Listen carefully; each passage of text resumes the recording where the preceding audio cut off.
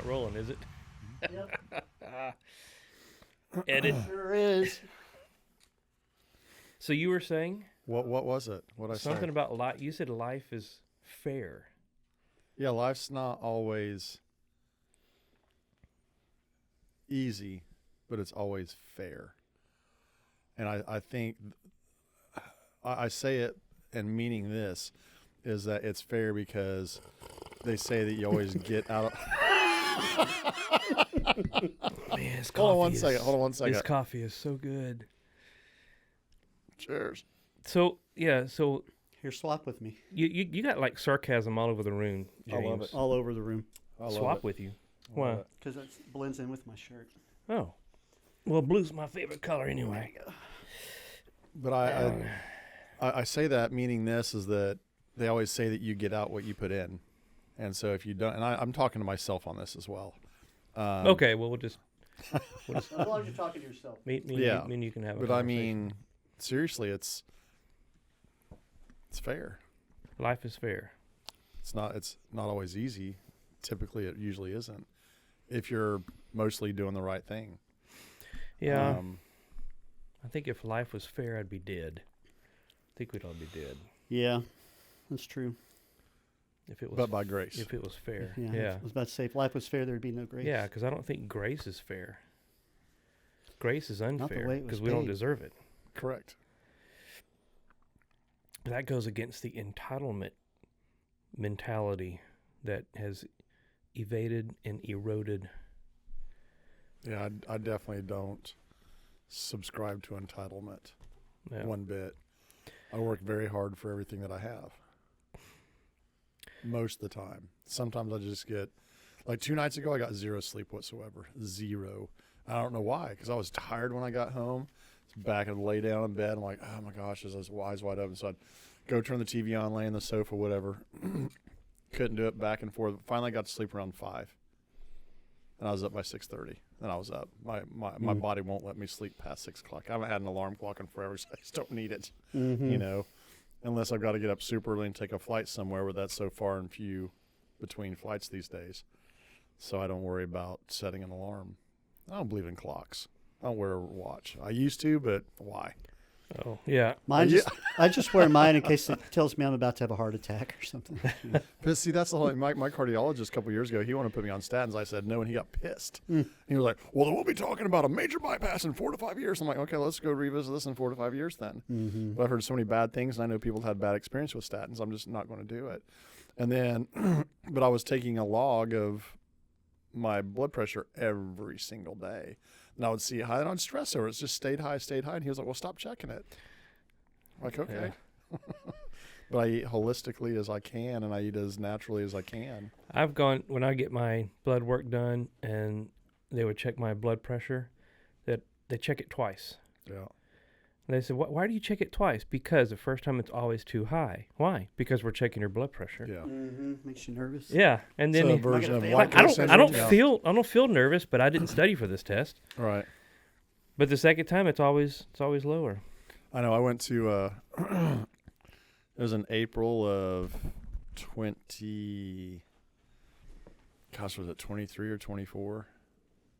Anyway, it's just abnormally high blood pressure. My buddy George remember that. Torres, he was at the house, and it was just a stressful day for whatever reason. It was when you were building Yeah. the bar. And he came, he called me up and said, hey, what are you doing? I said, I'm making spaghetti and meatballs. I make a big pot for the week and eat on that for a week. And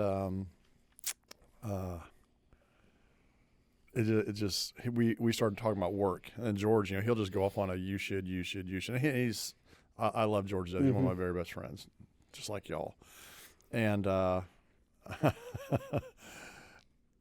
I don't know. I had a mega anxiety attack. I mean, just huge. I couldn't breathe. He's like, let's go for a walk and get outside. It was a real nice night. And the stars and just all over me. And I'm like, dude, I got to go to the hospital. Something's wrong. He goes, no, you're okay, man. Let's just go back inside. You'll be all right. It's like, no, I ain't. We went to the hospital, went to the ER, Baylor Scott and White. And and George is there in his magnificent fashion, trying to tell the doctor what to do and all this stuff. And maybe it's this and maybe it's that. And I'm like going, so the nurse, she takes my blood pressure and she goes, well, how you feeling? I said, I don't know. You tell me. I'm in the emergency room at midnight, 11:30 o'clock at night. And I was like, why? And she goes, I'll be right back. I'm like going, okay. A doctor comes in and he takes my blood pressure. And he goes, well, how you feeling? I said, well, no different than 2 minutes ago when I said, I'm in a hospital, in an emergency room, and it's like, what? Yeah. And then this third doctor walks in, or the second doctor walks in. The second guy comes in, he goes, This is well, like a I'll be joke. right. Like, there's a punchline. No, there's no punchline. There's no punchline Okay. at all. The first doctor, he goes, well, I'll be right back. I'm going, what is going on with y'all? I was like, stop asking me how I'm feeling. I'm in the emergency room. I'm having an anxiety attack and da-da-da-da-da-da. And it all stemmed from the blood pressure. And the third doctor comes in. He has his coat pulled back, his white coat pulled back, and had his hand in his pocket, It's like Cary Grant right before he goes down a flight of stairs, And just very calm demeanor. And just came over and he's like, takes his hand and puts it on my wrist. And he goes, I would ask you how you're doing, but it's midnight and you're in an emergency room. And he goes, hey, what'd you have for breakfast this morning? And I was like, I don't know. I usually don't eat breakfast and blah, blah, blah. And he goes, just ask me very different questions to take my mind off, I guess, why I'm there. And he goes, the reason the nurse and the first doctor came in here asked you how you were feeling is because your blood pressure is 200 over 140. So the systolic number was 20 points over where my diastolic needed to be. I think I'm getting those two right. Yeah. So the lower number was over where the higher number. He goes, you're above stroke level. I'm like, well, I don't feel above stroke level. I just feel agitated. He was like, God, he just calmed me down. Mm-hmm. He was like, I want to keep you overnight. Have you ever taken Xanax before? And I said, nope. I don't like doing pharmaceuticals. High blood pressure, that's really about it. I don't even like taking Excedrin and all that stuff. I really don't. But he had a way just to bring it down. God showed up in him to calm me down. And, the next morning, I stayed the night in the hospital. The next morning, I crashed hard off that Xanax. Mm-hmm. It just like dropped me off a cliff, and I just don't like it. So, I don't know where I was going with that, but hey. Yeah. We had a podcast. Us three were in this room. Well, actually, Terry was with us. Mm-hmm. Terry Lee. And with you about a year ago. And it was a great discussion. I think I had just met you not too long before that. Mm-hmm. I don't remember when that podcast was. It was. I was talking to Chad. I met him through Kimberly Shoemaker on November 19th. I was like, I apologize. It took 4 years for him to meet me because he really wanted to meet me. I've been hearing about Jeff Parks the for infamous 4 Jeff years, Parks. and I finally met the guy. Yeah, we met at Meridian. Yep. Coffee in Buda. I don't know what God put on your heart to want to meet me. Well, everybody talks about Jeff Parks. Jeff Parks this. I got tired of hearing about Jeff Parks. Well, everybody talks about. Well, you had this great restaurants. You had this, you had the J Parks down the street, and at that time, it was a real struggle. 10 months ago. Yeah, it was 10 months ago. yeah. Okay. Yeah. Look, there's you right there. What happened to your soul patch? How come you don't have the soul patch? Got rid of it. anymore? Just tired of it. You don't like it? Yeah. I did a full goatee for a while, did a half goatee for a while. I did a beard once for that Movember thing. Mm-hmm. And I don't want to, it's so bad I just want to rip my face. I was like, beards are not for me. I can't do it. The goatee was about, and then I just went down to that. Yeah. Nah, I ain't going to do it. I think it looks cool. But you and I have gotten to know each other pretty well over the last. You've become, in a very months. short amount of time, one of the very best friends I've ever had in You my too, life. man. You Yep. too. And but He's pretty cool. I wanted to talk about. I wanted to ask you about you specifically, and because you are I brag on you to people, sometimes, and it's not because hey, I know Jeff Parks. I'm the funniest guy he's ever met because I call him preacher every time I see him. Yeah. I'm not From going the to TV do on show this Preacher? podcast what I usually do in response to that. But I just watched you do this, like you've 180. changed a lot. And I tell people, Jeff, you've done like a 180. I mean, when I first met you to now, and so what's different? Are your circumstances? Is life different? Is your situation different? I mean, to a degree, it's different. Yeah, I could say the same thing about James. You know, I was a couple 2-3 years ago where there was some depth that you hit, and Yeah. where you've come from then is just, I want to do a podcast with you. And you in this chair. I want you in the hot seat, bro. Oh, this But, chair works too. No, I'm just messing.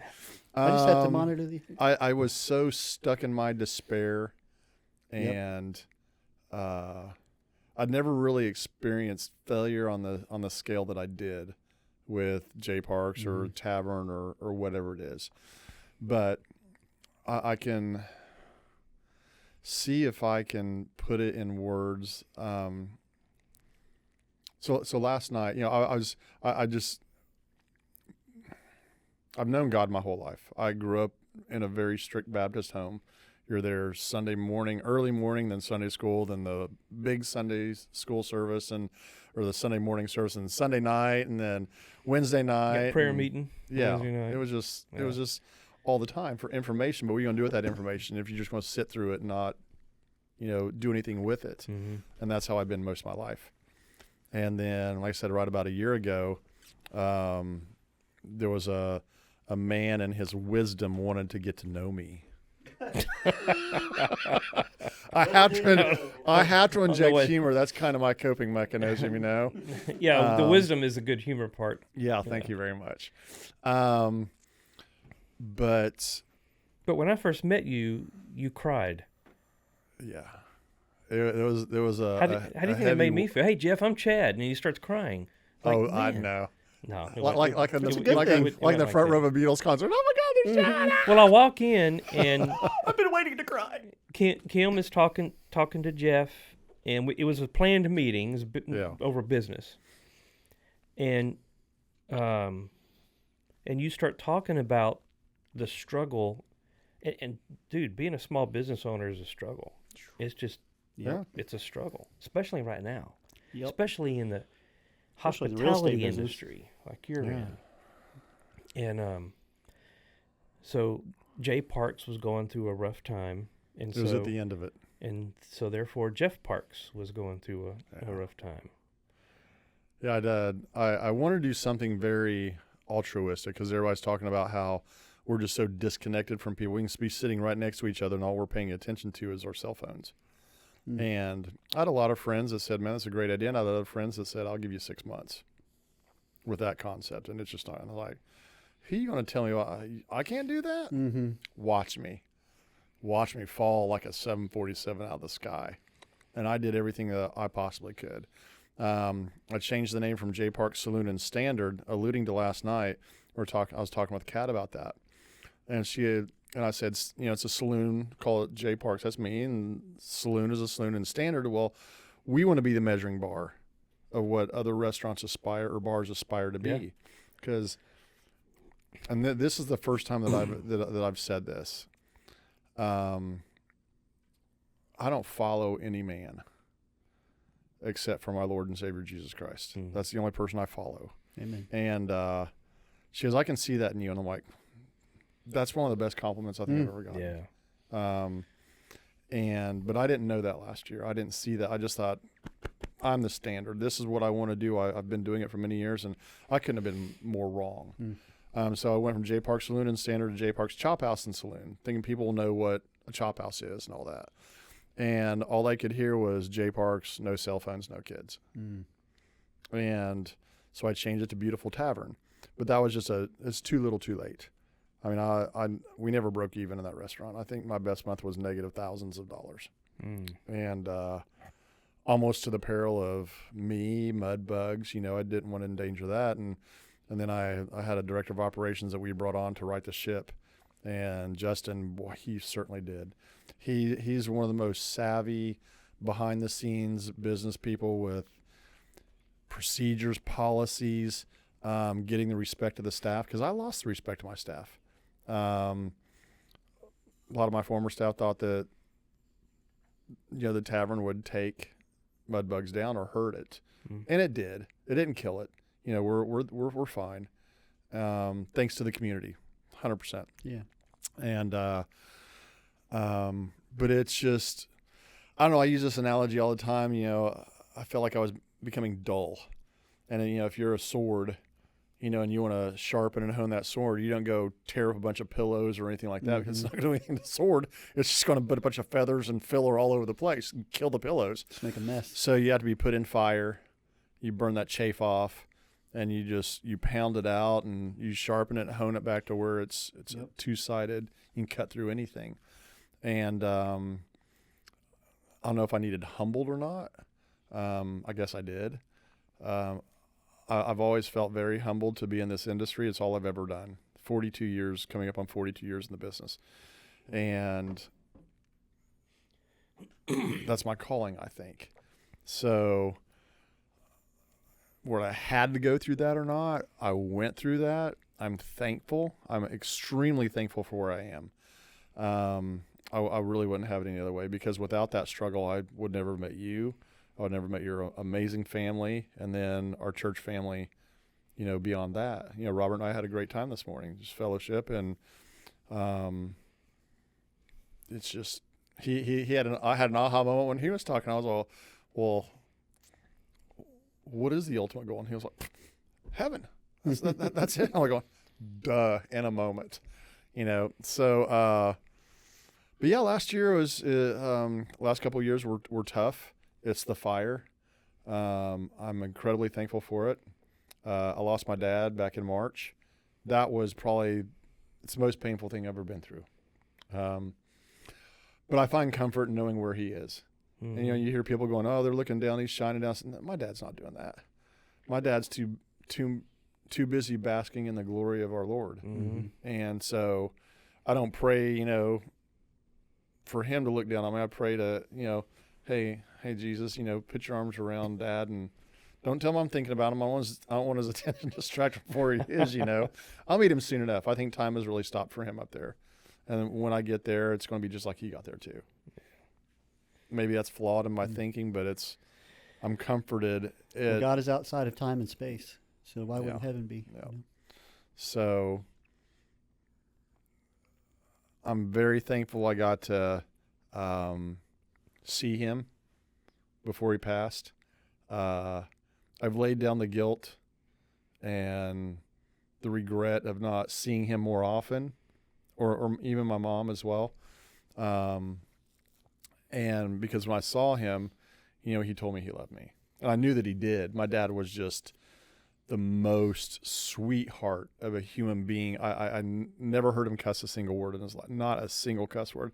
Saw him maybe drink a couple beers in his life, maybe. I don't think he ever finished one, maybe. And he lived a really good life, a very praiseworthy life. When we were cleaning out the house and looking through the affairs and all that stuff, we found more Bibles than just about we did clothes. I've shown you the one that he gave me years ago that I'd totally forgotten about. And that was, I always wanted to make him proud, but it's turned in my desire to make him proud. And I'll stumble and fall every single day because we're human and that's what we do. We just screw things up,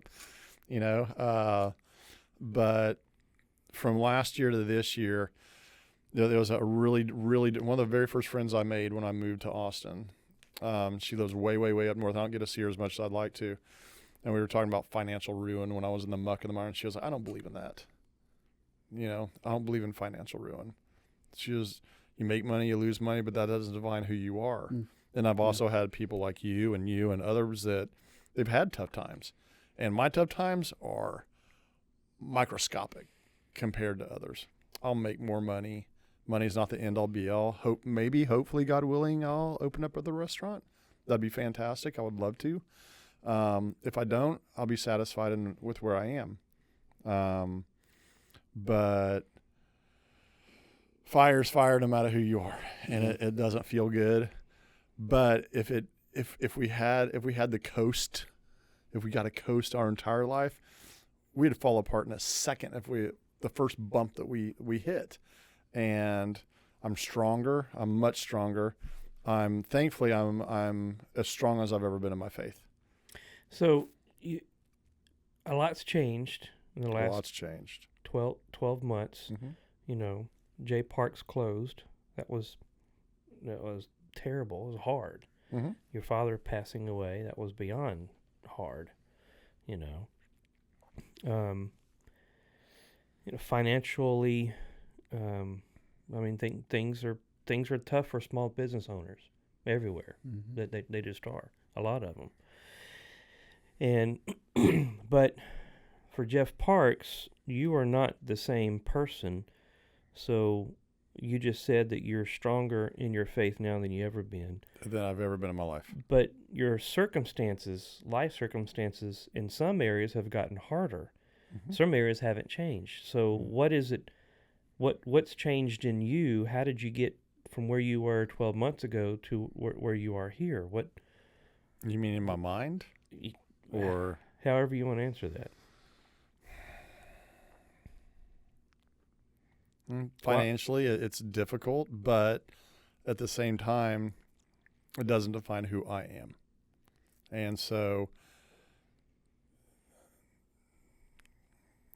when you, fortunately, I had a life savings that I had accumulated over the years that I used to help Mudbugs, help J Parks in vain. Well, it wasn't really in vain, I guess, but it didn't really yield what I wanted it to. The bank account is a fraction of what it used to be, but money's not the end all be all. You know, I have a restaurant I can go to and eat food. I rarely cook at my house because, I mean, why? You know, I cooked breakfast for Robert. I did breakfast sandwiches this morning, and they were very delicious, by the way. I bet. I guess you couldn't make any to go. We didn't make any for us. That's all. Yeah, I'm sorry. Yeah. Well, I was told that there would be a buffet waiting for us, like the other guests. You know, like girls get the champagne and the fruit in the salon and all that. And that's Right. kind of. Oh, you missed the green room before we. Green room. Doggone it! I know I didn't get the green room. Well, can you specify, Jeff, one thing that you have learned that has been a catalyst in your life? Lean not on my own understanding, and just rely on God. Okay. That's the biggest. Let's unpack that. Chad. That's the biggest lesson that I've learned. What does that mean for those listening who don't understand what that means? For the Chad? 5 people listening to me, The pastor could probably unpack it too. The preacher. I'm out of here. You're the most qualified person in the room. right? No, we all have the same Holy Spirit, but I've watched you change, Jeff. You're a different person.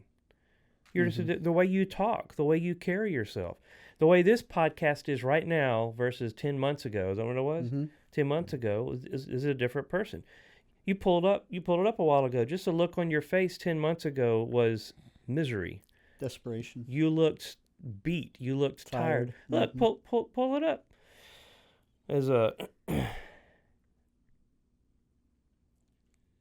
yeah, look at that face. That was a dark moment. You're going through a rough time. Yeah. But since then, difficult things have happened in your life. Yeah. But look at you now. You have a bright countenance, and I'm not trying to butter you up. I'm just observational. Well, I know you don't butter people up. Okay. Well, you are a great chef, and I'm hoping for a Thank you. I nice meal appreciate after that. this sometime. But no, you're a different person. Other people have noticed that. So unpack. I like what James says. Unpack that verse. I think it's Proverbs 3, 5, and 6. Trust in the Lord with all your heart, and lean not on your own understanding. In all your ways acknowledge him, and he will direct your paths. And so that's what you just said. The number one thing that you've learned that has been a catalyst for you in your life is leaning not on your own understanding, but trusting Him. So how did you get to that point? Well, I mean, you're a great leader, and that was a big part of it. Truly, you're an amazing counselor, and what I can read, you can read anything, the Bible or fiction, non-fiction, whatever, all day long. But if all you're doing is just reading it to read the words how I read it, you don't really jump into the meaning and pray to understand it, then you're just reading another book. And we know that that's anything but just another book. Mm-hmm. And so, I mean, I don't know. I can't give really a straight answer.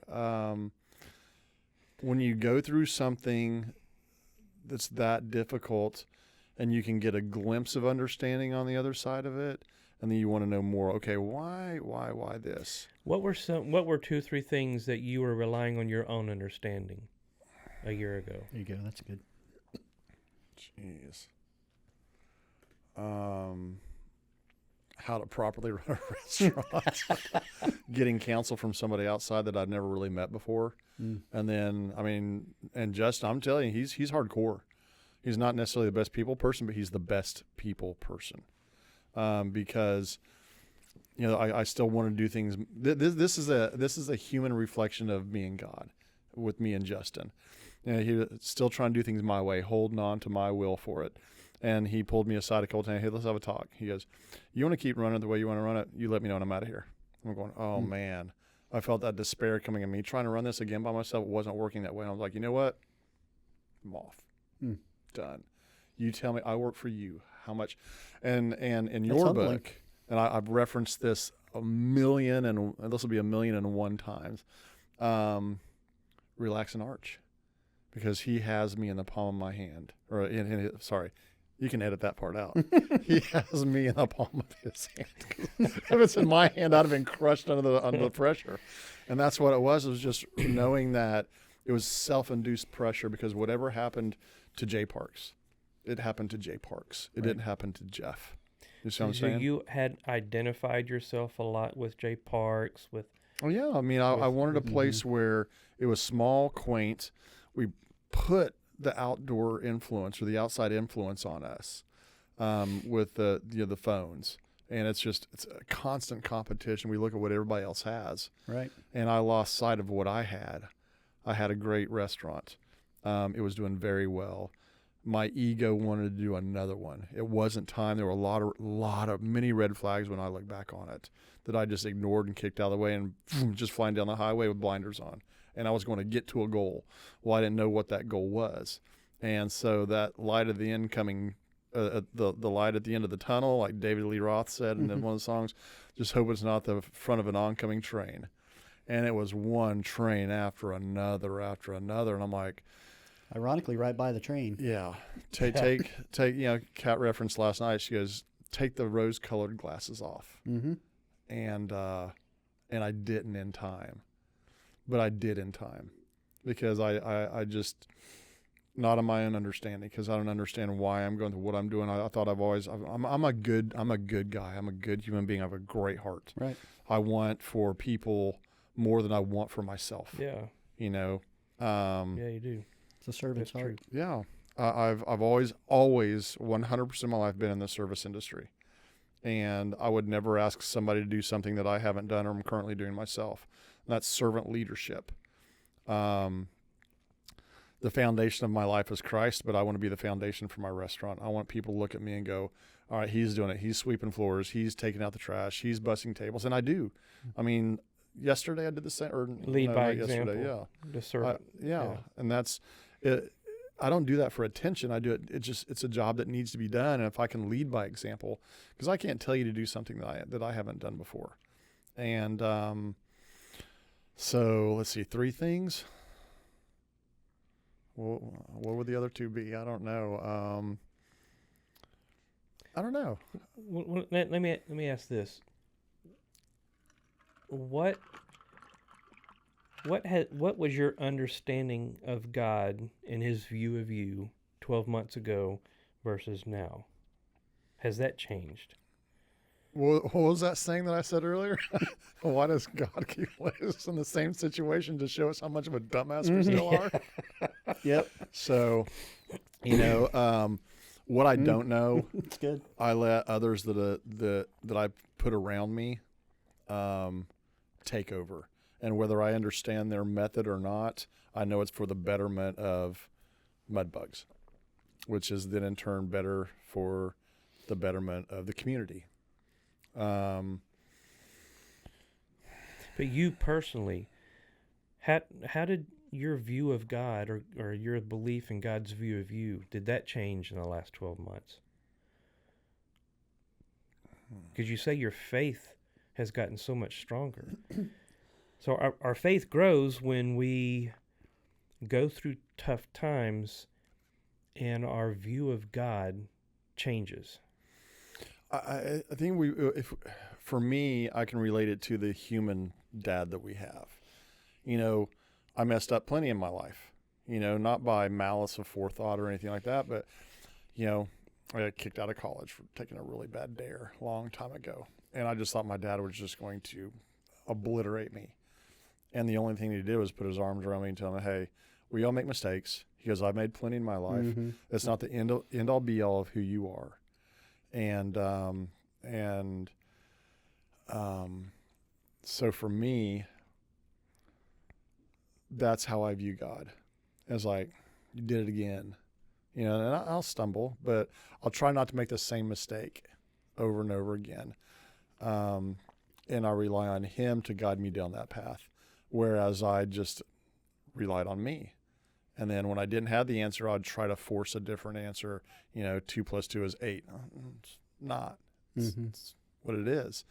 And he is who he is. And so when you think about it, and I was talking with another buddy of mine that's going through a difficult time right now. And he just thinks that he's made so many mistakes and so many more mistakes and that his mistakes. And I had to stop him right there. And I was like, you're going to continue to make mistakes. Just don't make the same one over. He goes, well, this is the third time I've made this mistake and whatever. And I'm like, well, so what? I said, how big is the universe? How many billions of light years across in span is it? And as big as that is, it doesn't come close to the other billions of light years around that grace goes.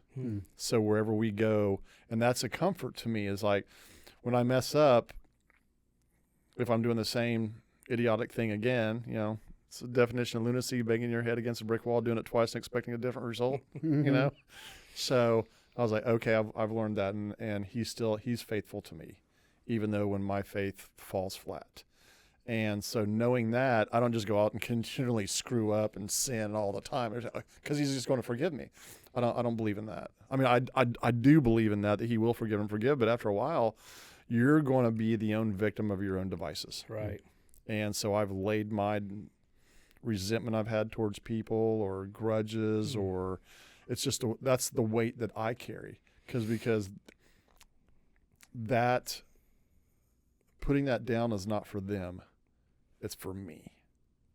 So when I forgive somebody, I want them to forgive me if I've ever done them wrong. And I do my very best to not tread on other people, trespass. I can't have my success with a wake of bodies. My last name's not Clinton. Right. You want to edit that out or should I? Oh no, we've got that book back here somewhere. Yeah. Well, I've noticed that about you. You're not one that tends to hold a grudge. I used to be. Yeah. That's something else that I have absolutely put down because somebody does something wrong by me or what I would consider wrong by me, maybe that's just how they do things and they just are not aware and they're blind to that. So I'll pray for them. Then I pray for me that I have that forgiveness in my heart. Because if I carry that around, it just does nothing but create stress and resentment and bitterness, and nobody wants to be around that person. That was a big fear for me because a year ago, anytime this is the number one, how's it going? I got to relive this every time I tell you about it or tell somebody different. So I'm reliving the closure of the restaurant and the failure over and over again. And I don't want to be the guy that people that they don't want to be around. I'm in financial debt. I'm in massive financial debt. I'll come out of it. I Mhm. will. I've made millions. I've lost. You're still millions. alive. I'm still alive. Got still got time. And that is it. I'll never stop striving to be a better person, better than yesterday, but not as good as tomorrow. That focus is changed with this aspect. Yeah, I want people to notice that, but I want people to notice Christ in me first. I want to see, there's a song, it's The Blessing. Mm-hmm.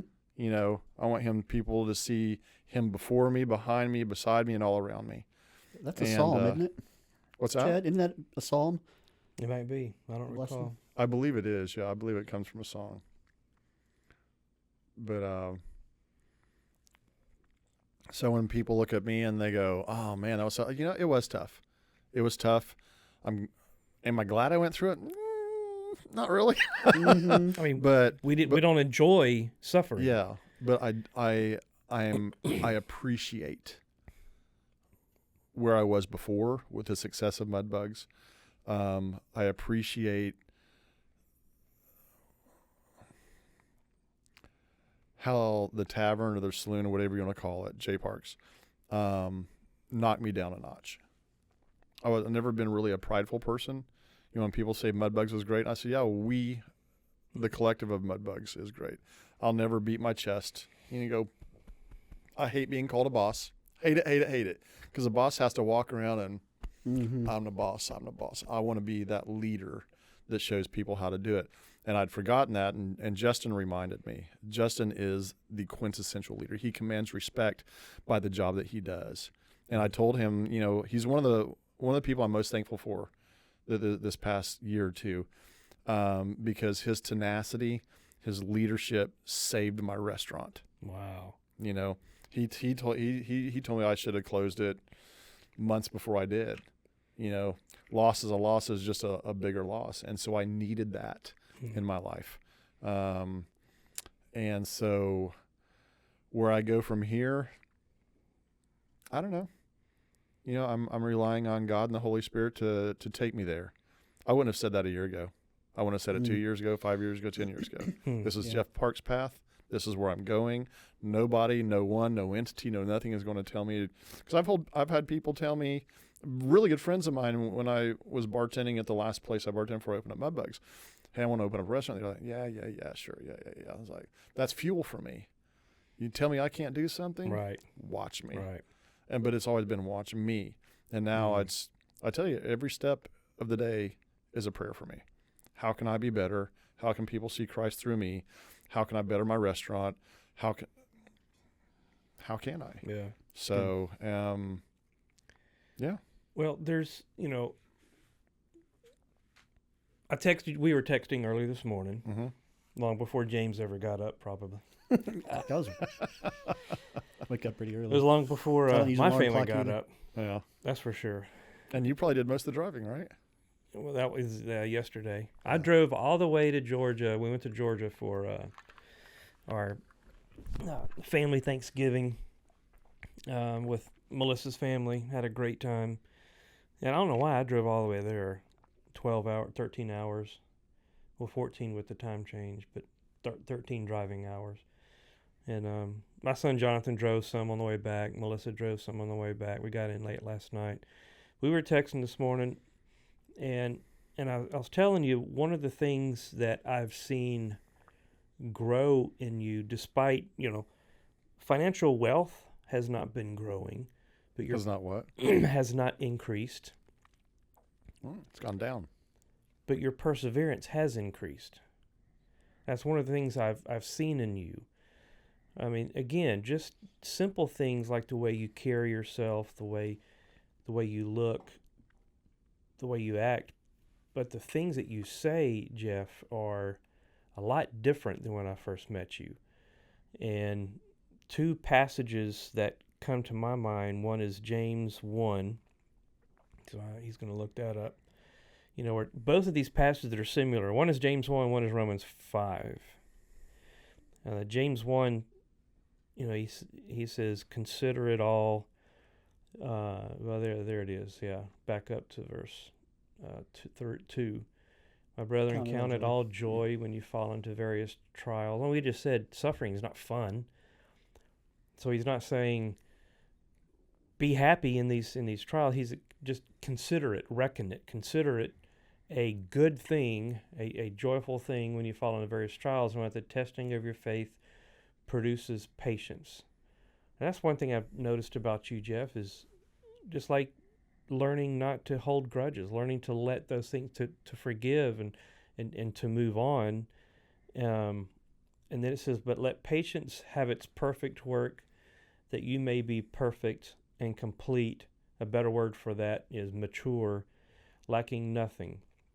And the other one is Romans 5. I'm pretty sure it's Romans 5. And I think it's like the first, 5 verses or so. Let's see if that's it. Faith triumphs in trouble. Yeah. Therefore, having been justified by faith, we have peace with God through our Lord Jesus Christ, through whom also we have access by faith into this grace which we stand, and rejoice in the hope of the glory of God. And that hope he's talking about is not like, man, I hope I can pay my bill this month, or I hope I pass this test, or I hope this kind of hope. The New Testament hope is a hope of certainty. I am certain this is going to come through. I'm certain that glory will come out of this.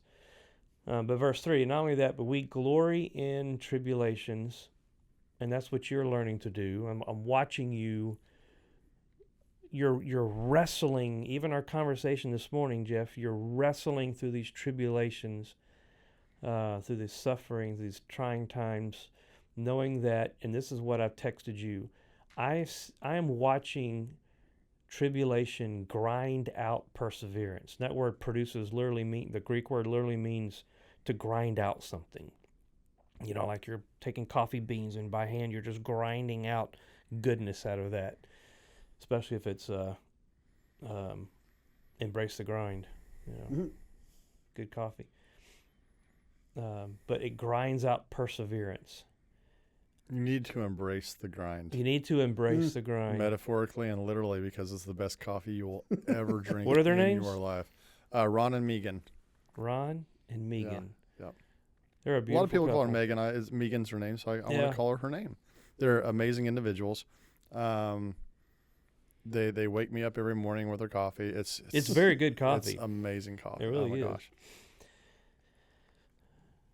But it grinds out perseverance. Perseverance grinds out character, and really it's a phrase. It's approved character.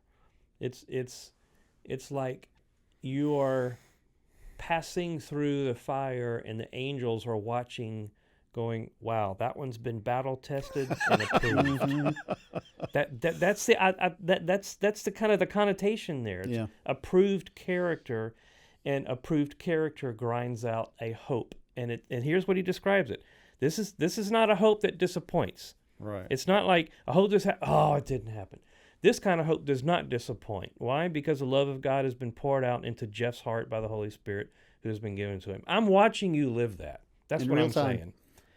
That's why I wanted you on, because I want people to see this happens when an ordinary person like us trust in the God of the universe.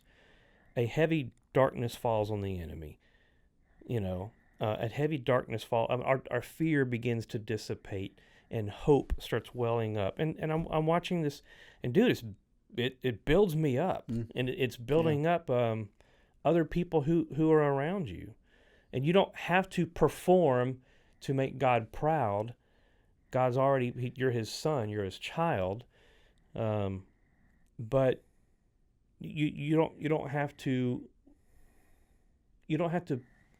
put forth fake effort for people to see. You just have to just be vulnerable and be transparent and be Jeff Parks, and people are seeing Christ in you. I mean, isn't that the ultimate goal? We all come to at one point in our life somewhere. I just happened to hit it at 56. I'm part of the late bloomers club over here. Roger that. Well,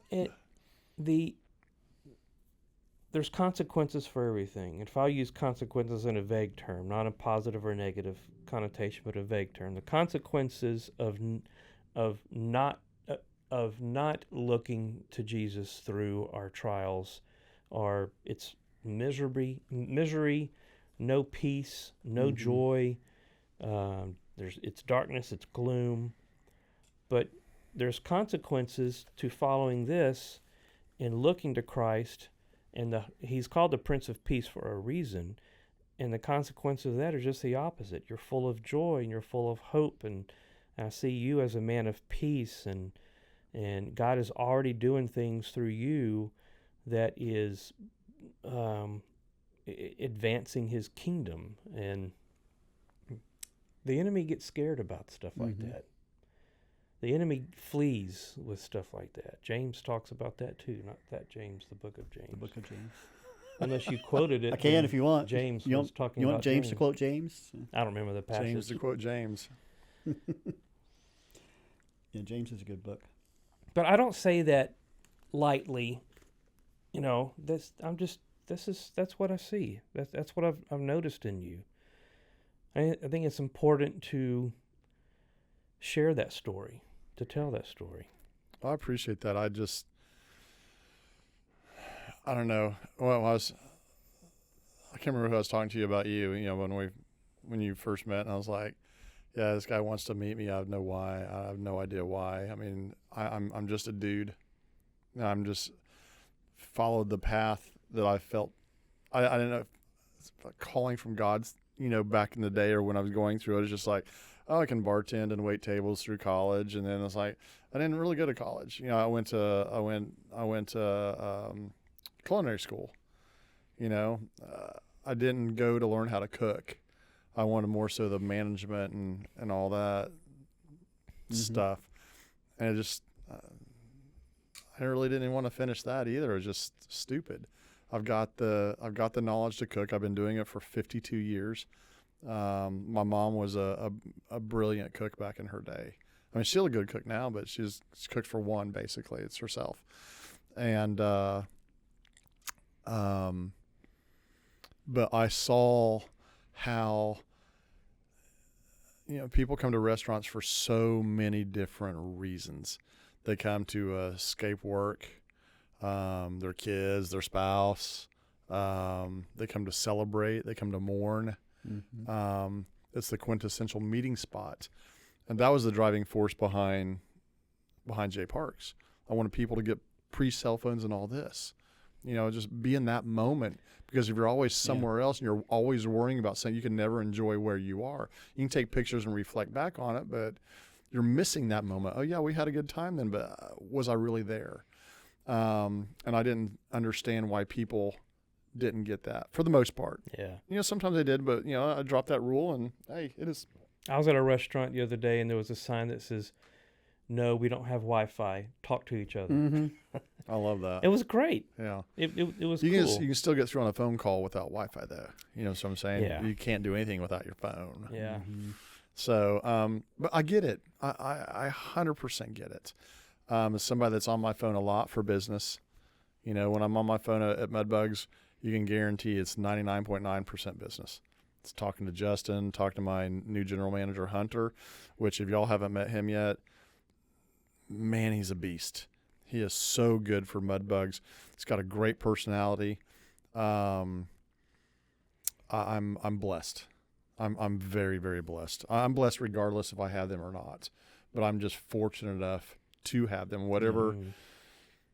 I'll thank Jennifer Storm for that, because she told me about Harlan Scott, and Harlan owns Industry, and he has meet and greet in Wimberley, which if y'all haven't been to that, it's brilliant. It's mainly outdoors, so they're kind of captive for the weather or whatnot, but he makes it work. And they're struggling too. It's small business. You know, what was it yesterday? It was Small Business Day, Saturday. National Small Business Saturday. It's like you should support that all the time. Mm-hmm. You know, that's why, you know, I'll have my little videos I do for Mudbugs. When I first opened up Mudbugs, or even before I opened up, this gentleman came in and there was just walls. There was nothing in there. We had barely. He goes, what are you doing here? He goes, I want to do a restaurant. He goes, oh, man, that's great. So what are you doing? I said, a high-end sit-down, non-drive-through McDonald's. And you just see the joy disappear from his face in a second. And he was like, really? And I was like, no. Absolutely not. And he goes, and Brooklyn Robertson is a friend of mine. He's a really cool dude. He was in here about a month ago. Have you? He's a brilliant, brilliant individual. I just love him to death. And we've been counseling back and forth on business and things like that. He goes, why am I running number size? I'm the wrong person to ask. Here's Justin's number, and Justin will put you on that path. Because he's abnormally high in a few areas, but he'll get there. He'll get there. But the same gentleman that came into Mudbugs, he goes, I said, well, I'm going to do another restaurant. And I told him what it was, Mudbugs. And he goes, oh, man, you're going to put Brooklyn's out of business. And I said, then you won't be welcome in here. I said, if you open it, basically Brooklyn's was the only game in town at that time. And I said, if you have a restaurant in the middle of nowhere, you're a restaurant in the middle of nowhere. But if you open up a restaurant next to the restaurant in the middle of nowhere, you're now a community. And that is all I've ever been about. I feel more home at Buda than I've felt even in my hometown growing up. And they embraced me. And that's my goal, is to bring a place where people can assemble, where they can get together, fellowship, just have a great time being in each other's company. And I think we do it very well. I really, really do. There's not a bad spot on Main Street. I'm getting off on a tangent here, but I really want to pump Buda up. You can start across the railroad tracks. If you haven't been to Willie's Joint to have their patty melt, shut up. It's hands down the best you'll ever eat. And I'm a big, Awful Waffle, the Waffle House patty melt. They've strayed so far from what it is. It's crap. The Awful Waffle. But yeah, you've never heard that? Oh, it's awesome. No. I should coin that phrase. You talking about Waffle sued. House? Yeah. Awful House? Awful Waffle. Awful Waffle. But the waffle's really good, especially the pecan waffles. It's been years since I've had one. But you start Embrace the Grind, like I said, where I pumped him up, Willie's Joint. You have Jake's Snowball's Chance, and when he gets his pizza going again, and he will. Oh, he's not doing his pizza right now? Yeah, he's building his own trailer. Oh, It's nice. the best His pizza you will is- ever have. It is good. Oh, he's such a scientist. He's so brilliant, and he's very purposeful about everything he does. And if it's not right, he'll get on his employees, and not in a mean way, but this is it's Jake's Pizza Pit Stop. This is my name you're representing here. And then Main Street Pizzas. Main Street Pizzas is legit. Ron we were there just the other day. Tim and Richard Verigi. Last time we came here when we thought we were doing this, and we did. You went over there to eat? Yeah, we went to Main Street. Great pizza, and you have Tamara and Travis that have taste. They're also the same owners as Hayes City Store. One of our podcasters works there. Dude, the best truck stop. Oh, really? Best truck stop enchiladas Josh? you will ever have in your life. Best what? That's the enchiladas. They're truck stop enchiladas. I just can't get by it. Taste, really? Yeah. No. At Hayes City. The same owners of Taste. Yeah. And Taste is great too. It really, the outdoor back patio is, man. My wife's been so there cool. with some friends. Haven't been there yet. Yep. You been to Taste? No, I was there when it was the other place, though. Yeah. Sports bar. Well, we should go there one night and have appetizers and whatnot. We'll have the cocktails for you. Yeah. Okay. So You can have mine. and I'm very proud of you for that, by the way. 100%, yeah. And then you have Brooklyn's. You have Brooklyn has. I like their. He's sitting right there in that chair. Yeah. who is it? What's his name? Brooklyn. Brooklyn No, him? Robertson. Yeah. Yeah. His name is Brooklyn. Brooklyn. Yeah. Oh, he's a Brooklyn restaurant guy. Yeah. All right. Well, that dude makes great red beans and rice. I love the red beans and rice. It's really good. I'm afraid if we have the two of y'all, because we talked about having the two of y'all in here, it would be like a 5-hour podcast. Oh, that'd be fun. That'd be what? Like a 5-hour podcast with the two I'm of okay you. with that. Joe Rogan did 4 hours. Hey, Sean Ryan does it, he 8 hours? Does, Yeah. But you just keep on going down the street. I think from Willie's Joint to Mudbugs and Cajun Joint, you have the best diverse Well, see, I remember the other day, collection of food. Back when Valentina's closed down, and there was talk about Salt Licks owners putting something up. In my mind, I remember thinking, oh man, there's going to be another restaurant next door to Jeff and Mudbugs. I wonder how he's going to feel about that. And you started talking, I was like, man, I cannot wait for them to come. Oh, I can't wait. Are you kidding? I mean, your mentality is just very community based. Scott Roberts is a viciously successful person. I don't mean vicious in a bad way. It's generational what he's done there, and they can see what hundreds of people and you don't miss a beat. And so I'm glad he's not doing another barbecue there. his chef, and I'm sorry, bro, if you're watching this, I forgot his name. He brought over a couple different versions or trials of their fried chicken and all this, and he came by as last week or the week before. He goes, "Hey, this is the final version. It had chicken, mashed potatoes, green beans, cream corn, and a biscuit. Okay. Hands down. Critique it. Hands Honestly. down, the absolute best fried chicken I have ever had real. in my life. I'm not joking.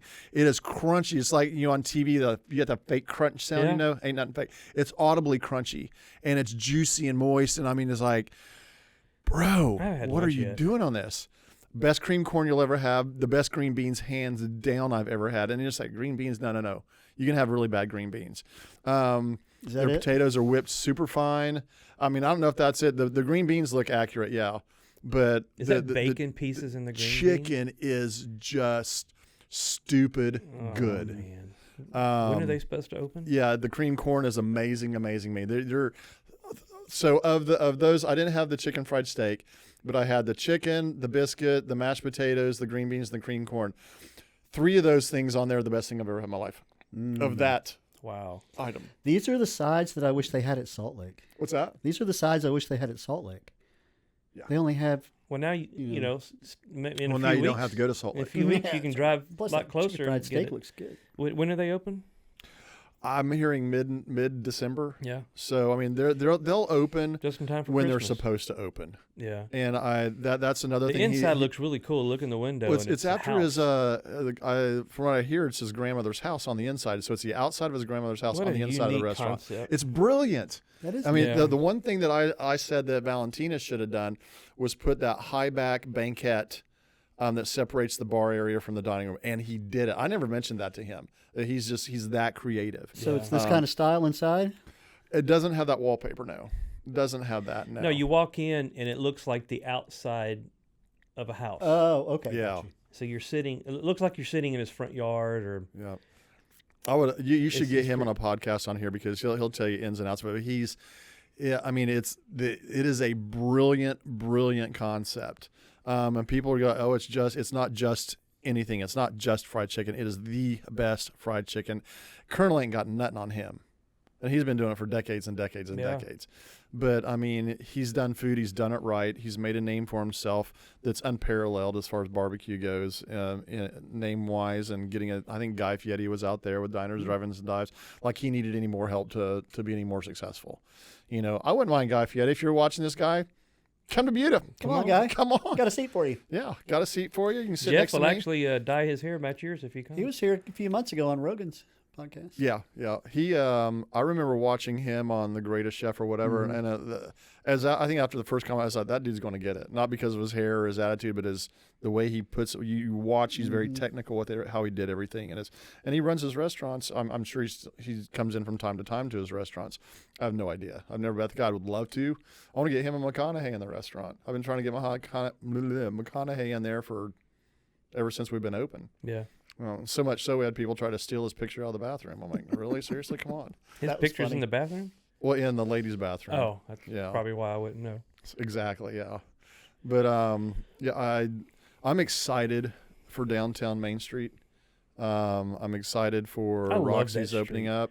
Yeah, it's just going to increase our visibility. I hope Kyle goes back to that kind of a. I won't slam anything about Kyle. It's I did a podcast, or not a podcast, but a video the other day, and I was sitting inside and I had all the hats from the different eateries and bars Saw and that. range, and I believe that to my core. Don't chain my local. Mm-hmm. And I don't. Oh man. I can't disagree with the city on bringing more tax revenue in with the Chick-fil-A's on 1626 and all that stuff. Whatever. What they do, what's better for. But the downtown, I'm glad Bloodsworth. They've got Bloodworth. Mm-hmm. but Bloodworth. Did I say that Mhm. right? I'm glad they Bloodworth. moved into the old Milts. The what? They the barbecue family in Kyle. They had a He food created truck. it from a food Oh, truck. okay. during- Okay. I during thought you meant COVID. downtown. No, downtown Buda. Kyle. Okay. They moved Bloodworth Barbecue. It's really good, and they moved into Milt's old spot. I'm glad that they did that because I'd love to have that thing built when we first moved here 5 years ago, felt more like it wasn't as good as Buda's downtown. Yeah, But- nobody's as good as Buda's No, downtown. but We have great. they we have can- great. We have great leadership in Buda. We really do. Micah Grau is just an awesome city manager. yeah, it's obvious. What's that? It's obvious. It's very obvious. And you have the EDC, which is you have Monica Davidson and Jennifer Storm. You have Monica's Jackie. great. You know, was our next door neighbor at Mudbugs with the art gallery for years, but under their leadership, there's a visible positive change. You know, Yeah. you have Brian Dyer that now works for the EDC, and he was the city liaison between small business and the city, and it was his 2 years that he worked to get the train depot back.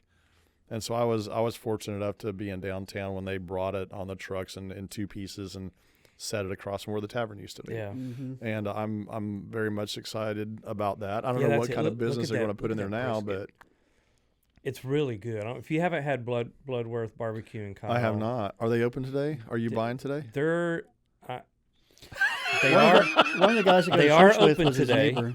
huh? One of the guys I go to church with was his neighbor during COVID when he launched it in his trailer. Oh yeah, He goes there after church. A yeah. lot on They're Sunday. great. They're really nice people, and you can tell they really put their heart and soul into their See, I cooking love that. process. The old timey. I do yeah. too. I do too. Mhm.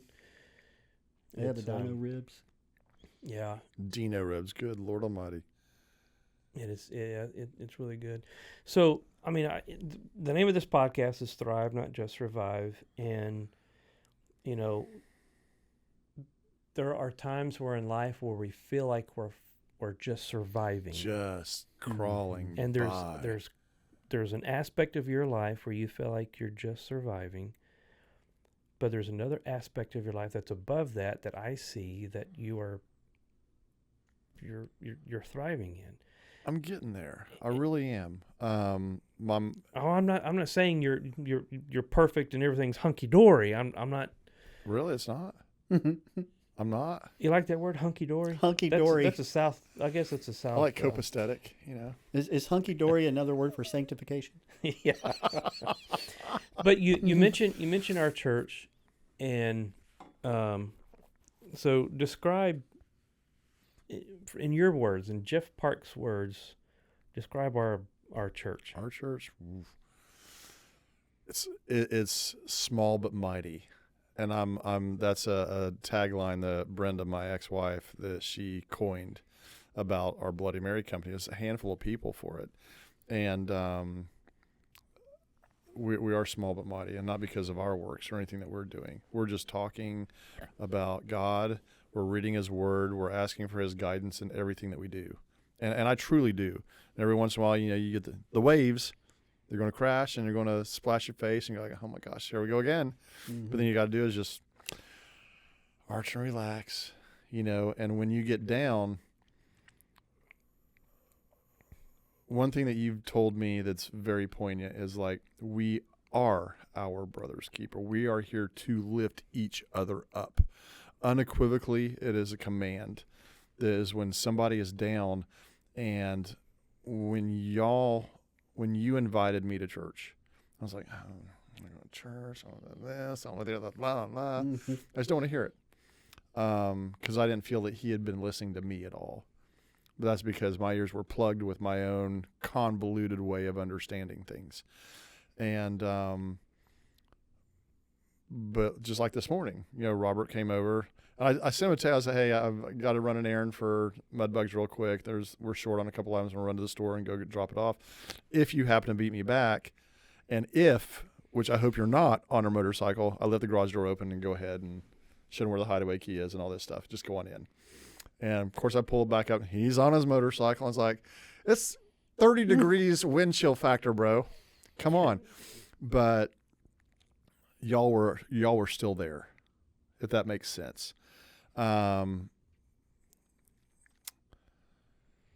See, I think that the mighty aspect, and we can unpack that, but the mighty aspect is because we're small. I believe that, yeah. I think the smallness instigates the depth of our fellowship, the depth of our friendship. Mm-hmm. And the thing, it's larger crowds are safer because you don't have to go very deep. Because you can get lost in that large You don't crowd. have to go very deep. You can get lost. No one really has to know all the mess ups inside my life. I can wear the mask and get away with it. But when they're small, and we're, it was more, when we invite, when I invited you to my table. I didn't invite you to a pew. Correct. And at the table where we're eating, and oftentimes he brings something and it's just fantastic. We eat and we fellowship and we talk, and we've been doing this now you've been doing this with us for a year. Mm-hmm. And the thing about the smallness of it, you talk about, I grew up in a small town. Well, small town, everybody knows everybody. Well, that can be good and bad. Yeah. At the same time. Yeah. Yeah. Well, the smallness can be, in a sense, not good and bad, but everybody gets to know me, which I like that because I want to be known. But it's risky because everybody knows me. Yeah, exactly. And I'm known. And I think really what we don't just want to be known. We want to be known and loved. And the smallness instigates that depth, and that depth can be glorious and messy and victorious and sufferable and bearing with one another and lifting one another up all at the same time. And it's I feel like it's like a slow walk with each other versus sitting on a train that's a speed bullet train. How can I get out of this church fast enough? Mm-hmm. Sit in the back pew, hear a few things, sing some songs, and go. Well, and there's check the box. Yeah, check the box. I think there's room for both. There's God uses me, and I'm flawed. God uses us, and we're flawed.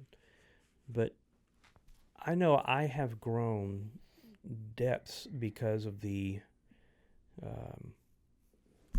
I've grown greatly because of the depths of our relationship, and I think that our relationships have become deep because we are small. There's a guy that came into the restaurant. It was on Thanksgiving morning. I'd texted him the night before because we had some issues with our drains in the kitchen, and we got it fixed. But then there was something else going wrong back there that I had not been aware of, and there was one drain that was clogged because everything and it never got really flushed out. And he was like, "Hey, I'll be there in the morning." He goes, "Are you open tomorrow?" And this is Thanksgiving Eve. And I'm like, "Yeah, no, we're not open. He goes, "Well, I can come by." And I'm like, "I don't want you to take them." He goes, "My family's somewhere. I have somewhere I would be anyway. I'd love to do that." And this guy's got such a gentle heart. And we just started talking about God. And I invited him to, for men's night basically too. And he goes, "Man, I would love to." And he was talking about, the church is what we think of the church, the big, the pews and all that. And he goes, I don't know what I feel from it anymore. And he goes, I gave my life to the Lord years ago. And he was like, big into rock and roll and, heavy metal and all this. And then he met this guy that was a preacher, I guess. And they bought this house. And they started talking about tithing and all this. And you could tell this was a real preacher, you know what I'm saying? That wasn't, look at me. And he was helping him do this work. He's a general contractor and all this stuff, helping this preacher do it. And he goes, "Well, how do you, if you run it here?" Well, that's, tithing. We take that and it allows me to have a home and sustain for my family. And I'm trying to remember exactly what he said. See, he was religious, but not really, I guess. I don't want to put words in his mouth, and maybe we'll have him on here. But he got very emotional and talking about, he goes, "What are you going to do with your house?" He goes, No. This isn't my house. I'm just flipping. There's a family in need that needs this house, and we're only charging them cost, not an inflated. We're going to take this house, buy it for $50,000, put $150,000 in it, sell it for $500,000. Yeah. He goes, and those are just general numbers, arbitrary numbers. Mm-hmm.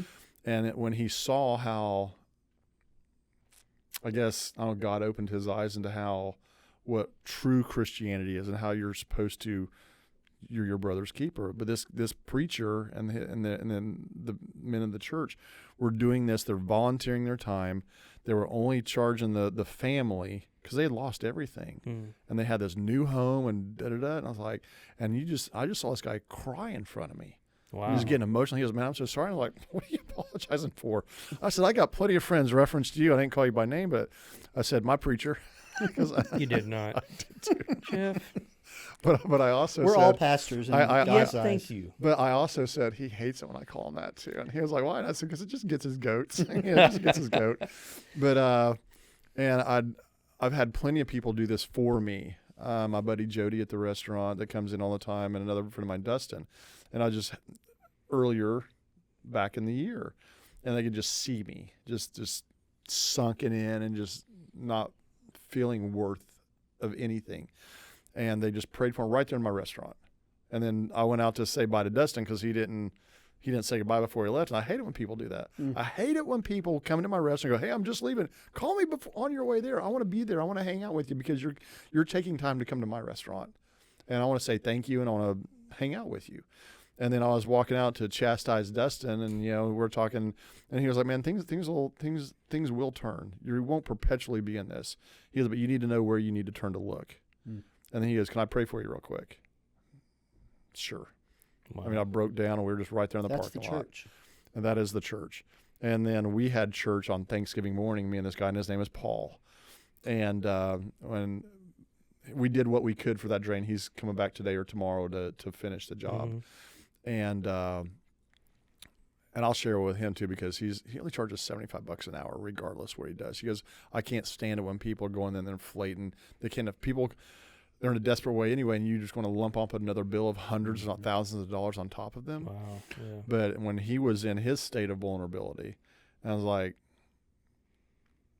can I pray with you real quick? And he was like, man, please. So we just had a little prayer right there, and both wiped our tears when we left. And I said, there's a reason that my drains got backed up. Mm-hmm. And if nothing else, to meet you so you can be a blessing for me and show you how tenderhearted you are, because I know I'm that way, a very tender heart. I care. And last year I just didn't give a shit. Pardon my language. It was dark. I just didn't want to be. Mm-hmm. And that's when you came in my life. And that was holding the flashlight until we got to where I could really see God in my path. All right, my flashlight's done. I'm putting it back in the holster, and here we go. And you just arm in arm, and so that's the blessing. I want to be a blessing to people's appetites. And now you're doing that with others. I want to be, because you told me a couple weeks ago, man. I know you really can't afford it, but thanks for feeding us. I'm like, bro, you feed my soul. Mm-hmm. You truly do. And I know it's Christ through you, but somebody has to be that servant. And I'm not saying in Christ's physical absence. I mean, we have him all the time, but that's where we are meant to be our brother's keeper. We're Christ for those people, or Christ is through us and those people. And I've never talked that way in my life. I've acted that way every once in a while, but it's wholeheartedly. I can't tell people, how can you withstand what you withstood? I couldn't. I'm not withstanding it. He is. Mm-hmm. So, and I felt really petty about my situation when I read your situation. But then we also have a daily reminder. There was somebody in film, and they were talking about the Passion of the Christ. And he goes, and as gory as that was, he goes, Christ would have loved to have had it that easy. Mm-hmm. Yeah. Because it was unrecognizable. They toned it down. Yeah, his sex was unrecognizable. You couldn't tell if he was a man or a woman. His back was completely ripped open. His spine and his vertebrae were exposed. Yeah. That's the fire. Yeah. And Robert told me this morning, he was like, when they're nailing Christ's hands on the cross on the movie, that was Mel Gibson. Yeah. Those were his hands doing his hands. that. I never knew that. Yeah, I remember reading about that. So, but it's not me. It's not me that I want people to see anymore. It's and, God through and that's me. freeing. It's liberating. Mm-hmm. You know, not having to put on a mask, not having to wear that mask all the time of, you know, my life is shiny and I got to keep performing this, and you know, but being who you are, and but being willing to, and that's what I love about our small church, because we've got to know each other well enough. You know, we're learning to trust each other well enough with each other without our masks. Mm-hmm. Yeah, I've been wearing one for a couple of years. Everything, you got to be strong for everybody. Mm-hmm. You have to be this, you Yeah. have to be that, you have to be stoic, you have to be the strong guy, you have to have the broad shoulders, you have to have the wherewithal to listen to somebody else's when your own problems and peril and whatever screaming in your brain, and you're not really listening to them. You can't give compassion. You can't. Mm-hmm. Until you meet somebody where, wow. And it inspires me. It is like, how can you be okay with that? I was like, I'm really not okay with it. But Christ is telling me, like this morning, Rob goes, and what? I said, what's the ultimate goal? And he was like, well, eternity, Mm-hmm. you dumbass. Right. Christ wasn't okay with it either. He Yeah. even asked for God to not make it happen. If there's any other way, Yeah, if there's any other way. say these people, tell me now. And then he willingly went. But not my will, yours be done. So you have a house. I have a house that it's is for sale. I like that house. I love that. I love the house. It's on 2.6 acres, 3-bedroom, 2-bath, acres, 2,200 square feet, 2-car garage. Well, what they call a 2-car garage. You know, there's like an inch in between the cars, so you're like getting out of the sunroof. Yeah. You got to convert it and climb out of it. I think that's wrong. I think the standardized housing measurements are absolutely dumb. It's dumb. And you can turn a 3-bedroom into a 4-bedroom. Oh my gosh. Yeah, but they're like 6 by 10. Yeah, You can fit a twin in there, if that. it's a closet. But it is for sale. I don't know if it's on the market. There's a girl that doesn't live in Buda, and I apologize to my realtor friends. She's doing it basically for nothing, for really nothing. Oh, She's good. not gonna make. There's no margin on it. I would like to get $850 out of it. In this market, I don't think that's attainable. Even if, love that song by Mercy Me. I sing it all the time. And I'm like, man, what did I just sing? I was like, oh my gosh, is he really going to do that? Mm-hmm. But even if I just break even, I'm still out from under the debt. I don't have those thousands of dollars a month that I can't afford. What's a great house has got this back patio area, and then this. Covered Have pergola. you been there, James? Mm-hmm. You know, and then that big covered. Mhm. Pergola. It's not. I don't know if you call this a gazebo. pergola. More of a gazebo. Yeah. You know, and then There's all. Protected heritage oaks, Mm-hmm. front and Yeah, back. it's a There's nice a property. cactus in Oh, the just front yard that I was going to get beautiful. rid of. And my friend Brandis Davey, I love Matt and Brandis to death. They're just pure of heart human beings. They're just so good. I was going to cut. She goes, that cactus worth like $10,000. I'm going, cool. Well, I definitely won't cut it down. That's a selling point. Oh, really? But yeah, that's a don't know very. I don't. Cacti were that expensive? Yeah, the Mhm. trees around it are great. There's a couple that really have to go, and if I need to do the work and get it out myself, I will, because the roots are just too much. It's too close to the house. And I've trimmed a lot of those back. I've had an arborist come out months and months ago to clear away some stuff that are getting too close. But I would love to sell the house. I want to downsize. I want to move into Buda. If it's up to me, I'm not going to leave Buda. This is home. It truly is. I couldn't see myself anywhere else. I wouldn't want to go. Mhm. If he calls me to go, I guess I'll have to. But I would rather stay in Buda. I want to build beyond mud bugs. I think I got a couple more in me. Yeah. What's your dream? I've heard that before. Let's I'm do just some kidding. big, You'd be good at it. big sky dream in here. What do you want to I wanted to do an an Irish pub.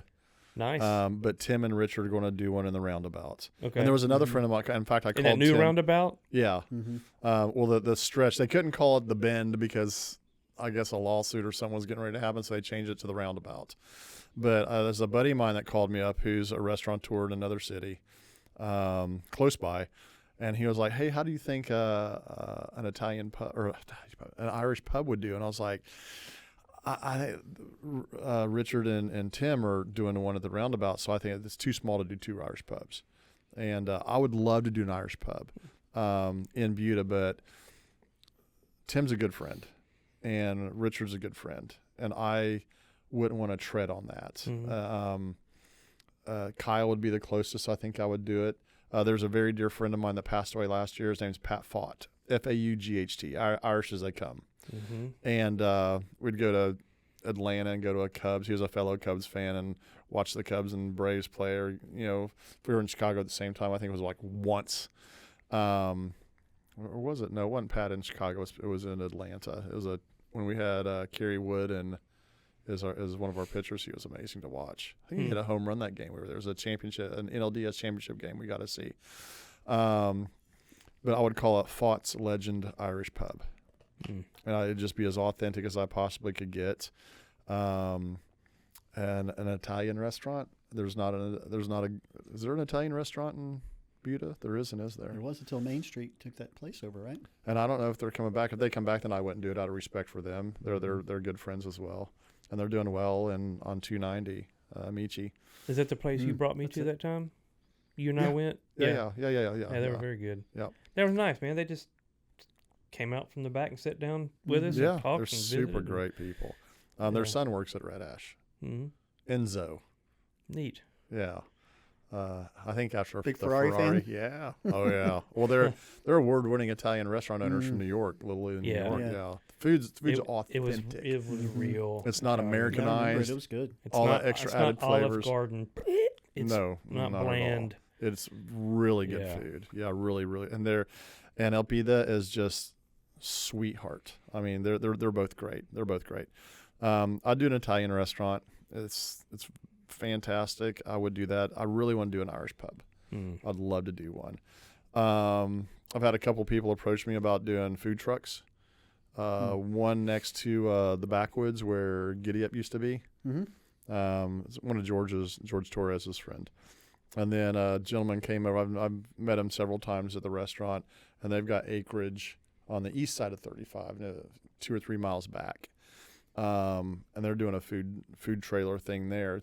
I don't know if they've broken ground or not. I think they just acquired the land. I would do that in a heartbeat.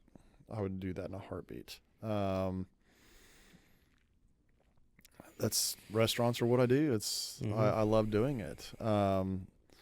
We've partnered up with Carrie Weibel, the Carrington for events and all that. So if anybody wants to do offsite events, she handles that. She has her own crew, her own setup and everything. We'll provide the food. I love serving this community. It's what I want to do. It's what I feel called to do. I do it very well, in my opinion. Well, except for once, but. Well, you do it well because you learn from it. Yeah, that's right. You learn from those mistakes. Yeah. Tito, I love Tito. And he goes, you show me a businessman that's never made a mistake, and I'll show you a liar. Yeah. Right. And I talked to him one time and met him at Salt Lick, and about a year ago, I guess, and he was like, did I ever tell you about Tito's? I think it's Chupa Cooper or something like that. And he was doing it's almost like a TED Talk, but he was doing talking to a bunch of entrepreneurs, whatever, in Austin. You can see the Frost Tower in the background. And he goes, I don't want to put this out there right away. I'm not talking about vodka. He goes, tonight's topic is failures and how you turn them into your strengths. Nice. And he goes, he and I are just talking. He goes, I've had 20 failures in my life. I'm going, no way. You're just no way. Yeah. He goes, oh yeah. The first one's when he was really young. They were devastated. And then he just goes on to the next. He goes, failure will define you for the positive when you can turn your failures. You learn what your weaknesses are, and you turn them into your strengths. And the best advice I've ever been given, I think, business-wise, he goes, don't sweat that. He goes, you're going to be upset about it, but then you're going to get over it, and you're going to go forward. He goes, He was years ago when he was doing flavored vodkas and this and that, and he was like, I just do one thing very well. And he goes, relegate yourself back to mud bugs and do that very well. It's the best advice. I love that guy. He is my up close and far away mentor. He's maniacal. He's brilliant. And I'm doing what he told me to. You know, I'm following down the path that Christ has used these other people to lead me, sort of like you go bumper bowling, you know? Yeah. I've hit those safeguards, and I think I blew one out and went to the gutter for a minute, and it floated back up, and it's put me down the path. And I'm very thankful for that. Somebody asked me a long time ago, relatively speaking, do you have any regrets in your life? And I didn't have to think for maybe half a second. I said no. I said, other than the fact that something I might have done inadvertently, without malice, adversely affect somebody else. I would hate that. It would just keep me up at night. I have no regret on taking different directions, different roads, or meeting people, or talking, or anything. I have not one regret, because then that would have changed where I am right now. One different step could have led me down into an accident, or one, could have led me into a path that people I shouldn't have met. But I believe that there's zero coincidence in life. There's no chance happenings. Everything was meant to guide you, if not just slap you upside the head with a shovel, or just a gentle nudge to get you back where you're supposed to be. And ultimately, we're supposed to be living for the glory of God. And if we're not doing that, and when we're not, somebody can take that and then turn it to his glory, or he will turn it to his glory. He's going to let you meet somebody that you probably shouldn't have, to influence you to do things that you probably shouldn't have. And when you come to that realization, we're still going to mess up, because we are inherently fallible. But when we come to that realization that Christ-given effort is going to put you to the person that you're supposed to meet, to keep perpetuating his glory. I know my dad heard, well done. I know he did. My dad was just a great human being. And if I'd have changed anything about anything I've done, I wouldn't have met Kat. And I know we just had the first date, but man, there's people that come into your life and you just go, wow. I mean, she's gorgeous. And she has a beautiful soul too. We talked about things. We have so many parallels in our life, about our dad, our mom, careers, choices that we've made that led us to one or another. And that's just brushing by. We've learned a little bit about each other. And I am the one phrase I used to say years and years ago was, I can't wait, I can't wait, I can't wait, I can't wait.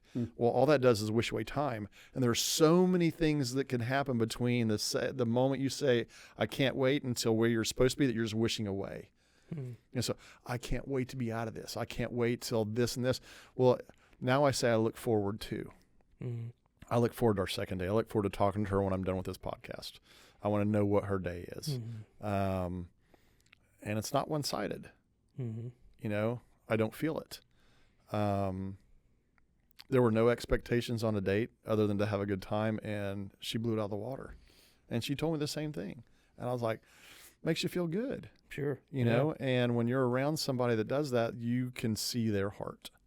And if we're coming up on 5 or 6 hours, just let me know, because I'll talk all night.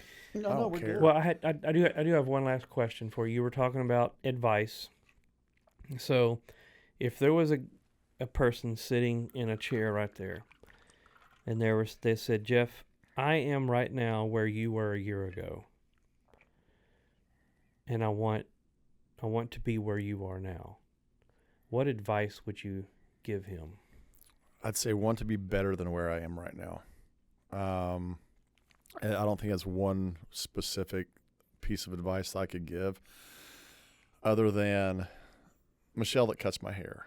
She's an angel in my life. I believe that. She's been in here too. Huh? She's been in here too. Yeah. She's an angel in my life. I was sitting in my Bronco in front of J Parks, And I was just distraught. Mhm. It's the same story, but in front of a different person Yeah. with a similar but different answer. Yeah. And she looks at me and she goes, I can just see it. I have the stress. I can just see it. She goes, let me just tell you this. Whatever happens to this is going to be okay. And she couldn't have been more right. I didn't see that. I let myself sink into the misery and the pity and all that stuff that just creates stress, and it creates chaos in this universe that's in your body. And when she's amazing. She's beautiful inside and out. She's nice. I like her. She's the 5th person ever in my adult life to ever cut my hair, because my head is just a labyrinth of calyx. I'm not joking. She was like, I've got to fire my guy clients. I said, that's completely unacceptable to me. And she goes, because guys' haircuts aren't that expensive. They're not $45 what I was paying or whatever. And she goes, girls' haircuts are a lot more than that. I was like, well, sure, yeah. Guys can put a ball cap. Girls can too, and they look hot in ball caps, but we love the curves on a woman. We're attracted to that. And without anything, I said, I'll pay $100 for a haircut. She was like, you would? Because 15 minutes take, and she'll argue. We're there for a half an hour, 45 minutes. I'm like, there's not that much hair to come on the top of my, but she makes me look good with the haircut. She really, really does. But she's just a beautiful soul, and she's a very close friend of mine. Yeah. So I would, some of the texts that Kat and I have, and she was like, yeah, my dad, don't sweat the small stuff, I think is what she said. And I would say, don't sweat the small stuff, even though it seems magnanimous and it's a mountain. And I think that we can use the mustard seed or the grain of mustard, as literal and proverbial. It was like when we stop putting our fear, shame, doubt. Picking up my line down there? Yeah. Yeah. What a great author this guy is too. If you haven't read Thrive, Not Just Survive, it is life-changing, and it changed my life. It truly did. It's a good book. But if we just had a fraction of that, and we take all that fear, shame, and doubt out of that mustard seed and put just a little bit, that's what it is. It's not me. It's me choosing to look to God. It's me holding Christ in my heart. He's knocking, let him in, and you shove him in a corner, he's still there, but you're not living the way you're supposed to live. We're not meant to have jobs. We're not meant to be chained down, and we put all of our faith into a paycheck. Money is just, it's illusionary. If we could work on a barter system, it's what it used to be. We'll trade food for pelts for our travel. It's basic currency that is beneficial. You put $1 million on an island in the middle of nowhere, it's worth zero. It's not worth the cotton it's printed on. We use it for an exchange of goods and services and all that. So I would say, put the weight down. Put the weight down of self-doubt. What you think is a failure is going to open up a door to something else, because with the tavern, I was going down a path that I shouldn't have gone, or I was prevented from going further down, because it would have killed me. It would absolutely ended my life, literally ended me. And I'm glad that God put in my life the people he did to tell me that we need to stop this. And you have so many things to be thankful for, that this is just holding you back. And I thought it was propelling me to another level of entrepreneurship, and it wasn't. It was destroying me from the inside out. The blame for others, the self-doubt. Am I really cut out for this? Am I really supposed to be doing what I'm doing? How can I fail? I put everything into it, and everybody saw it, and it is what it is. I'm the lone culpable and responsible person for where I've been in my life. When I choose to go down that way, I'm stuck in that. When you don't know, let me see, what you choose or what you don't change, you choose. So if you choose that misery, you're going to be stuck in that misery. You're in quicksand, and you're not going anywhere. So you just stop for a second. When you struggle in quicksand, you're just going farther and farther down, and that's what I was doing. And I was right there. I can only breathe through my nose, and I'll breathe through my nose very well. Just, what am I doing?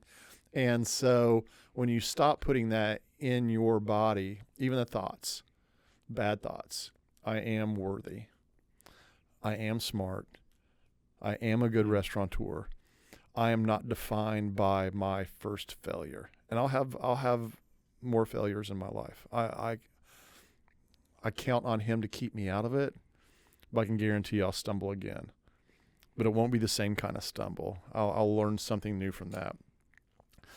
I tell people, man, people tell me you're a great business person. I say, I'm a horrible business person and a genius at the same time. And this is post-tavern. I'm a genius because, no, I'm a horrible business person because I don't know the ins and outs as well as I should. Mm-hmm. But I'm a genius because I know how to put the people around me that do know that. Justin, Mona is the CFO, not of just of my business, but my life. You know, she handles it. I mean, even though I own the restaurant, if I want to spend more than $1,000, I get her blessing on it first. You know, that's just, I want to make sure that I'm responsible enough with my money and it's not being spent in some stupid way. I would just tell the person sitting here, man, how do you get there? Arch and relax. Trust God. Don't trust in your own understanding. Don't stand on that at all. The wise man will build his house. The foolish man will build his house on sand. Mm-hmm. And what you think is nice and pretty, you got this beautiful view, one storm's going to come knock you off those stilts. And you can rebuild again. Well, that's the definition of Christ letting you be a dumbass. That's like living in Florida. Yeah. And so you put it on the rock, which he is that rock. And you find something that's quite away from the coast. You don't need that. You can go visit the view, you know, and not the one on TV. Mm-hmm. You know. What you don't change, you choose. Correct. That's a great wrap up. Yep. And that's not mine. That's paraphrasing from Sure. I've heard it in the past. I won't do that. Take those as my words. It's somebody much wiser than me said that, but I'm following that now. Yeah. I'm thankful for every single person I've encountered in my life. Everyone, because they bumped me from one direction to the next, to the next, to the next, to where I am right now. And I love my life. I really do. Do I like the situation I'm in? But I won't be in there forever. This too shall pass. Yeah. Even good times. Beginning of Mudbugs, 2020, 2021, 2022. It gonna pass, bro. My dad tells me that all the time whenever I'm going through a storm. But if this you too shall pass. Yeah, if you let that define who you are, then you're stuck. But when you realize that, man, I'll get by this. I'm going to be okay. You know, there's something new going into where I wish them the best of luck. They brightened it up on the outside. Wonder what it's going to look like on the inside. I don't know the concept. I heard farm to table, farm to plate. I love that because it's from the dirt. They don't put preservatives on it. So I wish them wild success. I really do. It'll help prop up Jake's business next door. And they're going to do pizza. They watch out. They got a task ahead of him to make something better than Jake's. I'm dead serious on that. I wish them absolutely the best. I wish the best for Mudbugs too. I don't want people to think that I want to be the best representative of Cajun food, and I'm not the best restaurant on Austin, or in Buda. I'm a collection of what I think is the best. I'm part I'd agree with of that piece of pie because the best fried chicken's coming to town, y'all. I mean, be ready for it. Be ready to have your bellies filled. They're brilliant with what they're doing. Chicken fried steak better than yours? I've not had it. Because yours is one of my favorites. Thank you very much. I didn't use the traditional white gravy. I have a brown andouille sausage. That's the Cajun aspect. Now I haven't eaten lunch.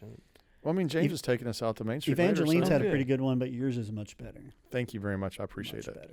We do our very best, and we will stumble and we will fall. It's like a lady came in with her son this a couple weeks or so ago, and we were a little bit late. Notice I say we, because it's all of us. If one person misses, somebody's got to pick it back up. And if not me, who? If not now, when? And it was a little bit late. The appetizer didn't make it to the table. I was like, man, and we're going to mess up. We will, but we won't make the same mistake twice. And when we do mess up, I'll more than make up for it. So the appetizer never made it to the table. Her son's food was, it was cooked the right way, which had many compliments on it, and he just didn't care for it all that much. And so I took a gift card to him, and she goes, "What's this?" And I said, "Well, we missed your appetizer. She goes, well, it happens. I said, thanks for the grace. I appreciate that. But I'm going to more than make up for it if we do mess up, when we do mess up. And she was like, wow. Saw her in the very next week. And she goes, I said, did you get the card? Or where's the card? I want to make sure that I take care of this. And she's like, no, I left it. It wasn't an on-purpose mistake. You didn't say, hey, that person out there, we're just going to forget their appetizer. Because you wouldn't be in business very long if you did that. Mm-hmm. And so I want to make up for that. And I'm glad for those kind of interactions. It makes me better. Like I said, you take a pillow or a knife and put a bunch of pillows, no, do nothing to the knife. But those kind of responses make us sharper on our game. Now, if you just come in, you don't say, like me, you don't like my manager, well, that's on you. We're great people. But we're not walking around in a crappy mood all the time and blah, blah. We can't do that. We have to have smiles on our face. We have to lead by example for our staff and give the best experience. You know, I've got a quote that my grandfather gave me before he passed away back in New Year's Eve, 77, just right before I turned 8 years old. And there's 3 things, and I've told this story a million times. I think I told it when Ashley did an interview. My brother and I, we were very young. I was like 5 years old. I would stay the weekend every once in a while with our grandparents. And my granddad asked me to do the simplest of tasks, and I can't remember what it was. And I didn't do it because I was too busy picking on my brother or, playing or whatever. And he goes, hey, did you do that thing? And I was like, no, I didn't do it. I mean, you can disappoint your parents all day long, but disappoint your grandparents, that's another inner circle of hell you're going to, you know what I'm saying? And I thought he was going to just get on me. And he goes, hey, come here a second. He goes, you're not in trouble. He put me on his knee. And he goes, I'm not mad. I'm not upset. He goes, I asked you to do something. You just didn't do it. But let's turn this into a teachable moment. I'm paraphrasing here. And he goes, I want to tell you the 3 most important things I think I could ever tell you. And he goes, the first is, if somebody asks you, a short pencil is better than a long memory. And he goes, if it's important for somebody to ask you to do something, you need to do it right away. Either get the smallest pencil you can and write it down because it'll outlast your memory. He goes, or do it right away. Mm-hmm. He goes, the second thing, and he goes, you won't understand this until way later on in life, but you never, ever, ever, and he did use 2 evers, get your honey where you get your money. Like, okay, what does that mean? I've never dated anybody I've ever worked with. I don't hang out with staff. I want them to know that I'm their leader. I mean, we Christmas parties and it's not because I don't like my staff. It's just I need to keep. It's a business. You have to understand. We personally hire these people because we see the value they bring to the restaurant. And I can tell you something great about every single employee that I have. He goes, son, the third thing I want to tell you is the most important thing I believe I could ever tell another living soul. He goes, the only thing that you will ever truly own is your word. If you ever go back on that, you got shit. Yeah. The first time I ever heard a cuss word in my life. And I was like, what's that? And he goes, it ain't good. And then he lights up a string and he goes, oh yeah, don't smoke. And, but I think you can't just do your best. You can't do it just one time. You have to do it every single time. Consistent. And when you stumble and you fall, like I did, he goes, don't beat yourself up. You're going to, because like I said, we're human. We're going to interflect on that. And how could I do this better? How could I do this more? Da, da, da. Don't sweat that. It's a small thing. It's a little blip in your existence. And when you realize that your existence is not going to be relegated back to, you're not going to get blamed in heaven, millennials after we're there, we're not going back to that. So why? It's done. There's nothing you can change about that. All you can do is, how can I go forward in a better way? One foot after another, one breath after another, every single day. Make it better for yourself. And when you have the right people around you, if you're the collection, and if you are the sum of the people around you, I'm glad you're one of my 5. You know what I'm saying? And because when we hang around an element, we become that element. So I'm very mindful about who I put myself in the midst of. Inner circle. So I love talking like this. You just have a day you want to kill. Man, I'll talk for 24 hours. I love it because it helps me when I'm talking to the cameras and to y'all. Trust me, I'm talking to myself. There are lessons that I'm still teaching myself that I should have already learned. That's what it's all about. Yeah. And and I open that door. If there's somebody that wants to come in here, and we'll have 4 people sitting in here. How can I avoid it? I am exactly where you were. I thought about, what if I'm not here anymore? What if I get to that darkest place and it literally does suck the life out of me? Don't let it get to that.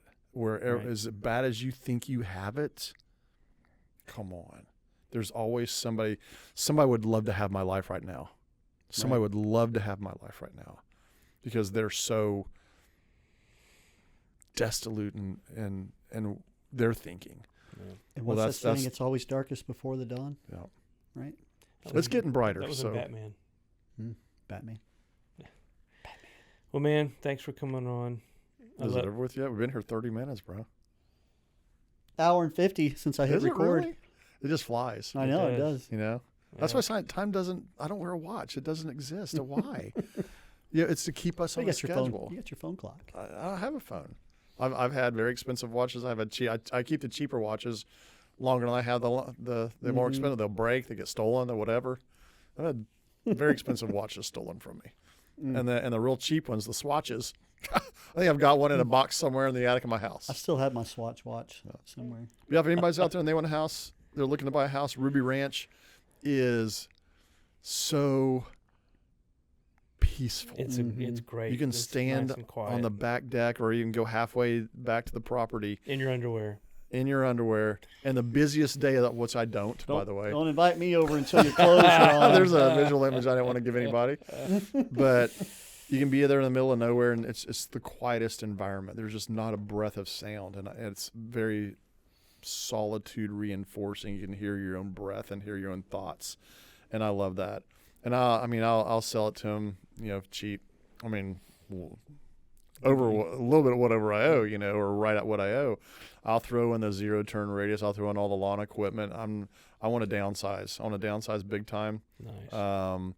Like I said, I've made millions. I've lost millions. It's the experiences in between.